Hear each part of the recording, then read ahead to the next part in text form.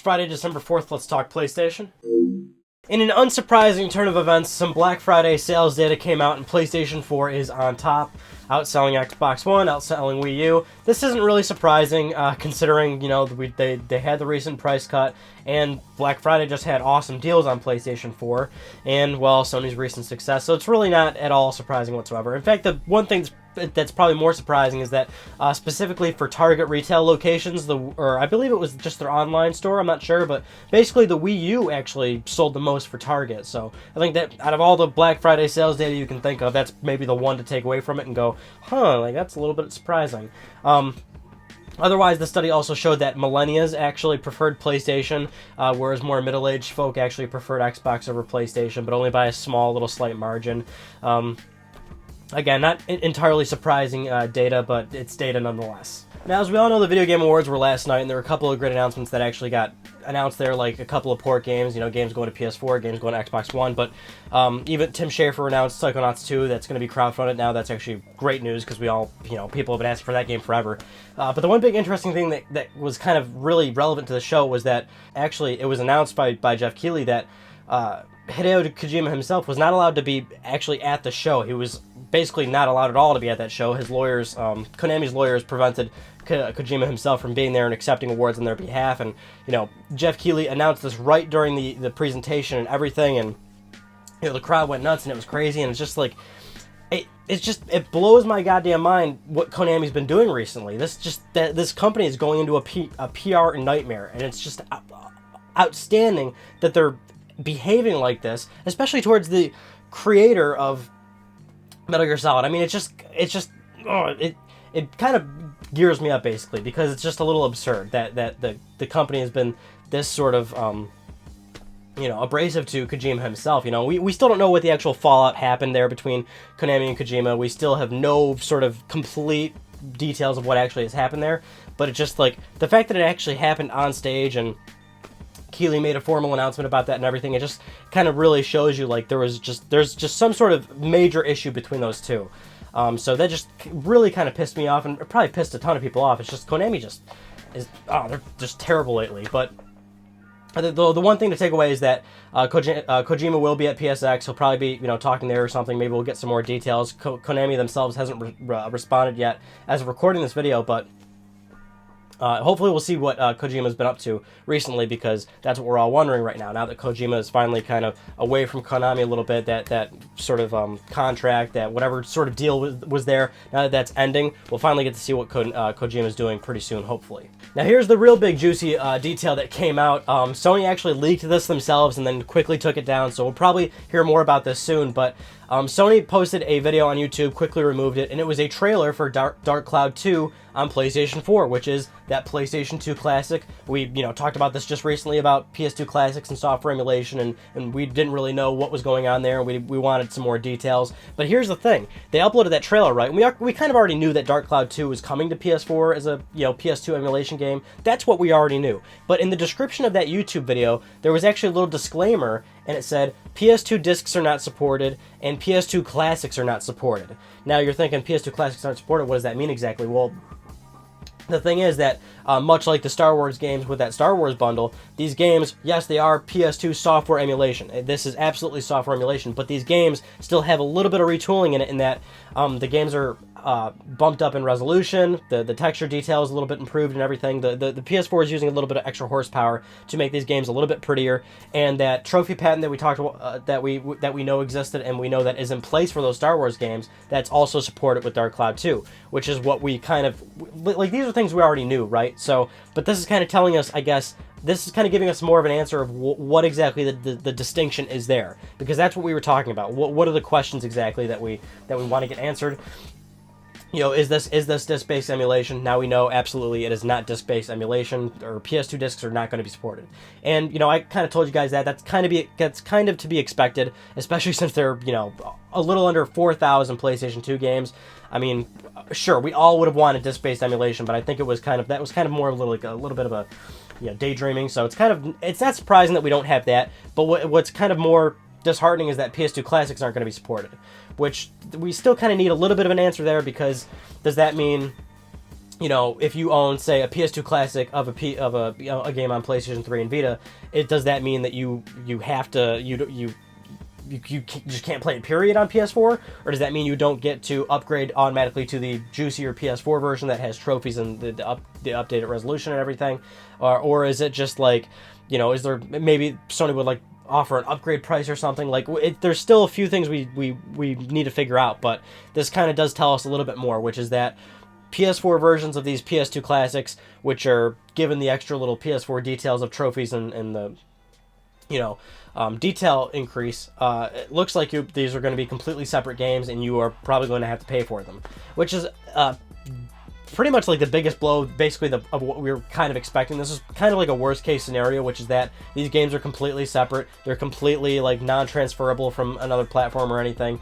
And so, yeah, this is a worst case scenario. But I guess it's I don't want to say justified, but for lack of a better word, it's a little bit justified considering these new versions of PS2 Classics have those extra little things, right? So that's what I always tell you guys, is that when a company does something like when a developer is trying to sell you a bunch of DLC or microtransactions or PlayStation Now, which everyone still shits on, nobody's making you buying anything as a consumer, so you don't have to buy these things. People just are nowadays feel very entitled, and they feel like they should be given everything for free.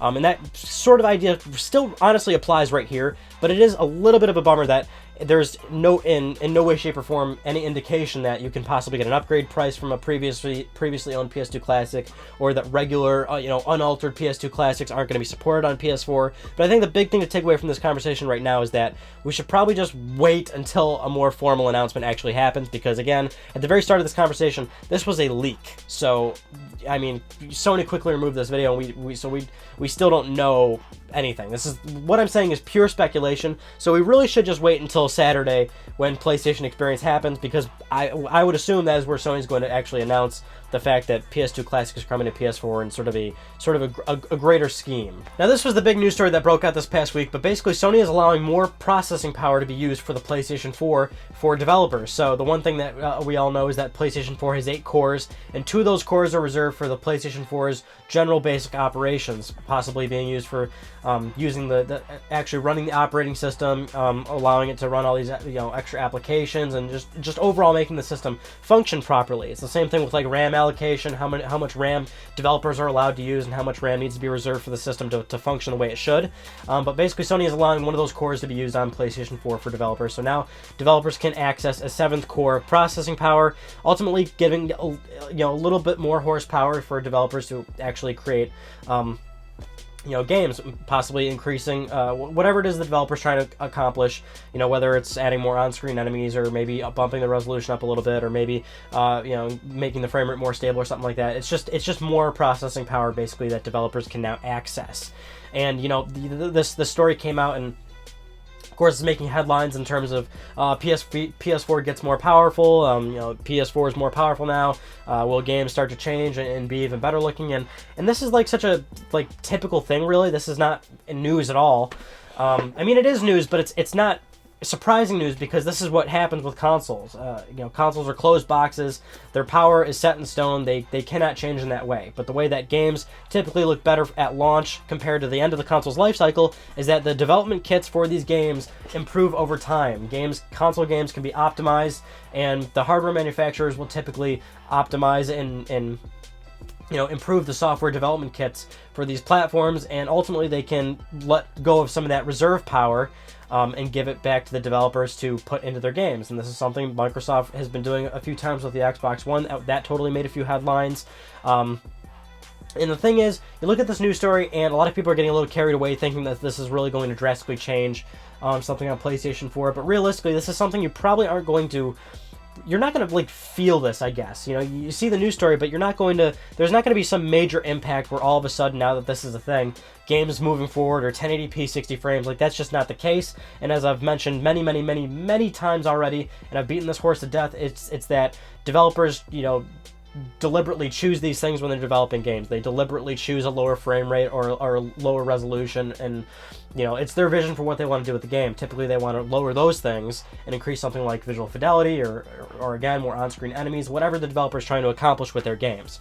But either way, this isn't, again, that's not to devalue the news story. It's just that I wouldn't expect any sort of major change anytime soon.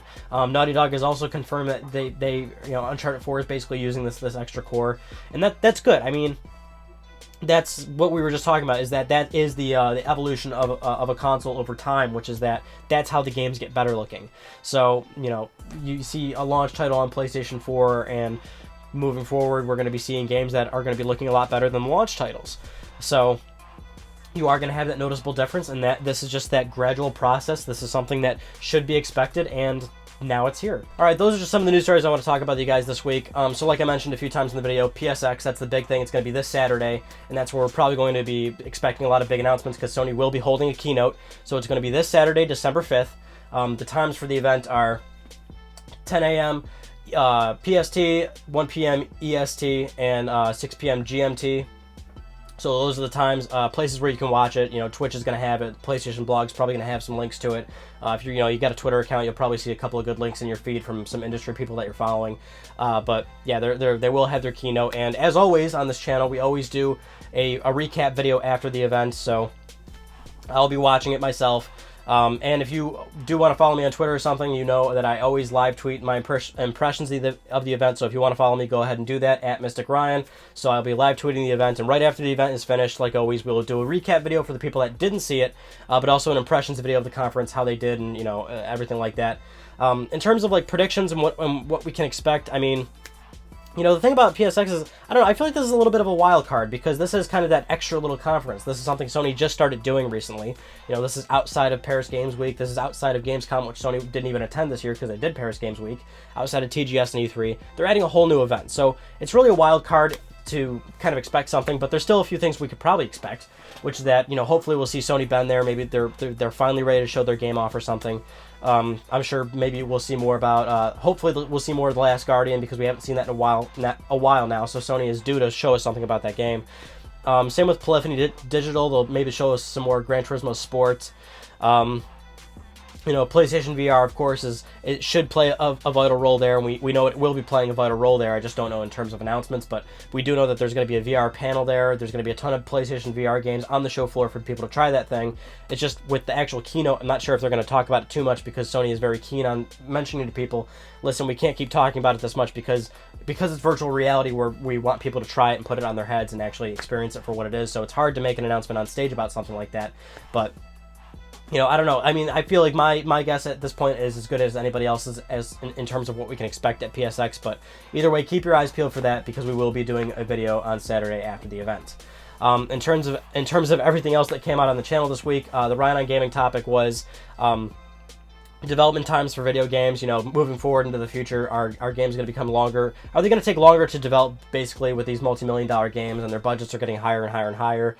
Will they take longer to make? That's a good conversation. Check that out. Of course, the Jak 2 Let's Play is still going on. If you want to see that, go ahead. But the one thing you may have noticed on the channel this past week is I actually uploaded an Uncharted 4 multiplayer gameplay match. I showed you guys my first match and talked about my impressions of the game and stuff. It's fucking awesome, just so you guys know, but if you want to see that, check that out. We don't do many impressions on the channel that often, so if you guys like that, I'll do more of those. What else? A new PS4 tips and tricks video is coming out as well, so I don't know when I'll have that uploaded. Probably next week, I would assume, but putting the finishing touches on that guy, and then I'll upload that video too, so watch out for that one. Anyway, that pretty much does it for this week's episode of Let's Talk PlayStation. I'm Ryan Badecki. Thank you all so much for talking with me, and I'll see you guys on Saturday for PSX.